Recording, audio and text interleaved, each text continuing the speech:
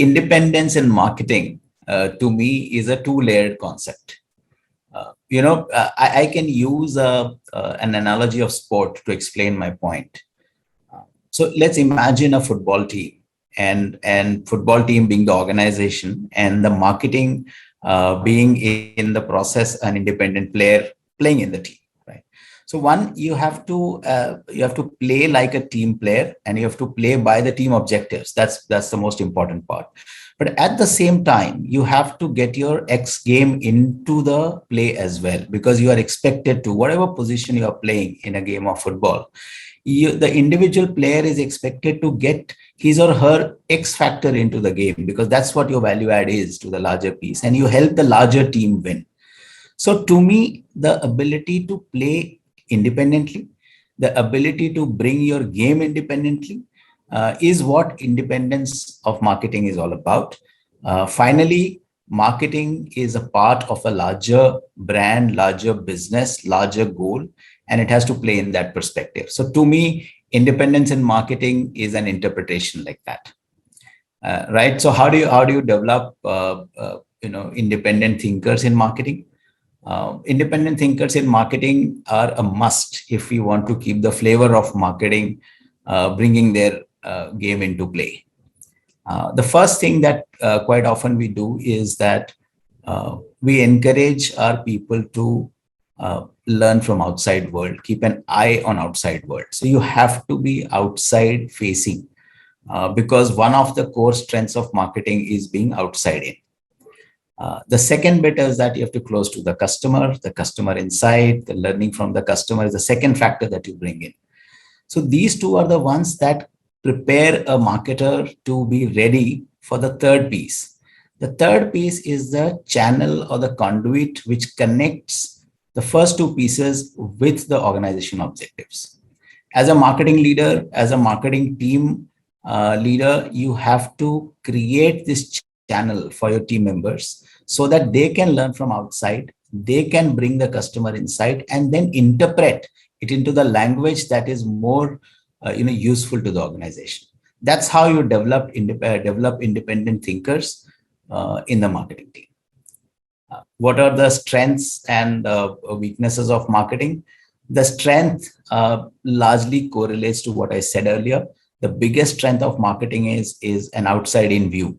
While many parts of the organization are busy in trying to do the objectives of the organization, marketing is one of those functions who have an outside-in view, whose one part of their posture is towards outside world, and they learn from there.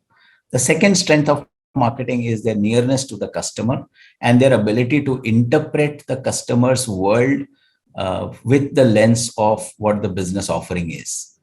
And the third strength of marketing is the outside in perspective that they bring from the world and marrying it with the customer and then interpreting it with the organization. So those are the strengths of marketing. A big X factor, which I was talking about, is creativity. That's another and possibly the most important strength of marketing, which separates it from other functions. The creativity with which you are able to marry the customer life and the business offering is what makes marketing the strongest. What are the weaknesses of marketing? The main weakness of marketing is, sometimes we make creativity first and other things second. That could possibly the weakness that we must all avoid.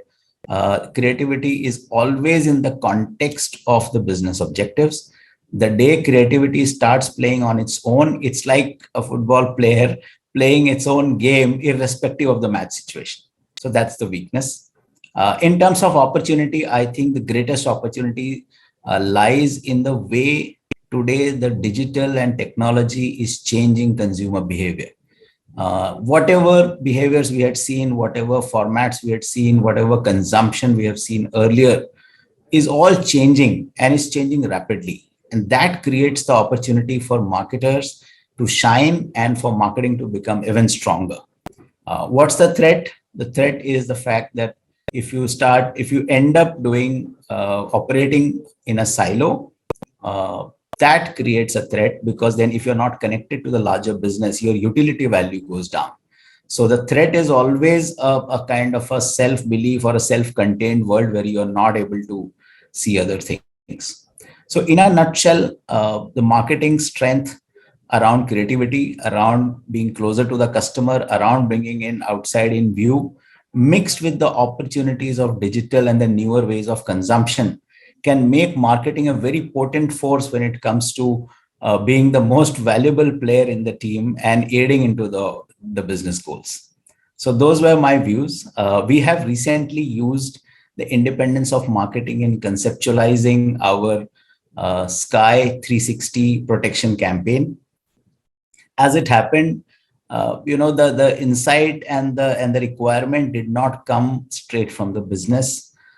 We were doing outside in, and we were watching the rising stars around us, and Surya Kumar Yadav was playing fantastic, and his ability to cover all parts of the ground with his innovative strokes and the dependability that he brings on table uh, kind of brought in a proposal from the marketing team itself, saying that while we are trying to create a position for our insurance plans, which try to give multi-angle coverage to consumers in their lives, this could be a good way to position our offering. And we proposed it. We developed it into a proper concept, tested it, and proposed it. And our campaign of 360 coverage for Mr. 360 was born. And it was a very nice way to offer our differently positioned protection plans, because our plans not only cover you for life, they cover you for living benefits like critical illness, they give you return of money. So there are multiple ways in which we offer the life cover here. And this got in sync with the celebrities' brand positioning.